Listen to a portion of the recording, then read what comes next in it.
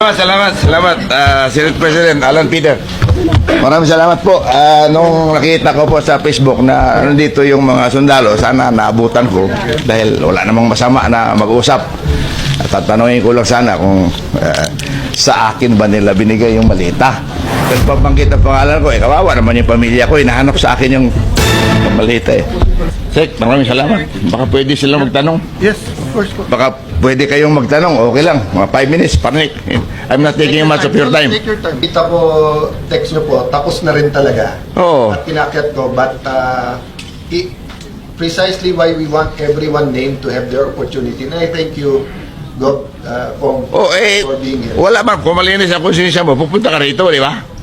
Wow. In fact, maraming kongresista na sasama sana. Ang isa doon, nagsabi sa akin na pupunta rin dito yung Congresswoman Garin ng Iloilo. Pinsan ko pa yan sa Sabiloso. Sabi niya, kung pupunta kasama ako.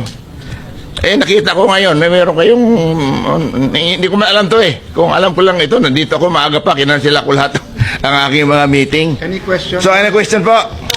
Congressman, since nabanggit niyo po na walang katotohanan, Hindi siya walang katotohanan. Wala ako tinanggap na pera. Wala silang dinala sa aking malita. Mahirap man ako magsabi ng motibo. Ngunit, siguro may kinalaman doon sa pinadala sa akin ni Mike Defensor. Nandito po ba si Mike? Wala na. Nakalis na. Mga 1:30. Si Mike Defensor nagpadala sa akin ng impeachment ni Pangulo. Ako yung unang nandito sa cellphone ko. Gusto nyo makita. Pagkatapos pinadala sa akin na kung maaari daw i-endorso ko. Nung hindi ko in-endorso, bigla na lang ako nagkapangalan dito. Hindi ko sinasabi na yung sinasabi na mabuhay ka, Congressman Jose Alvarez po. Si Margaret ito, hindi ko kilala kung sino itong Margaret nagpadala sa akin.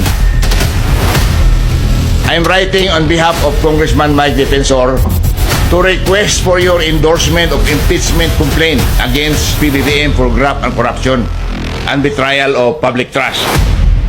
Your principled stance, binula pa ako. Your principled stance on accountability makes you an ideal endorser. We respectfully request for your public endorsement to strengthen this effort and uphold the rule of law. Attached is the full complaint for your review. Thank you for your consideration. Hello po, will you endorse?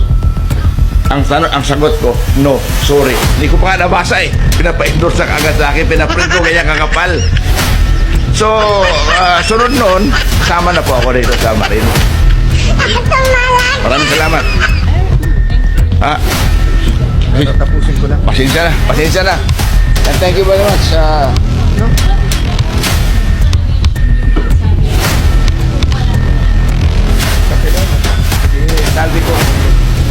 Salvi ko, Congressman, kasama ko sa House.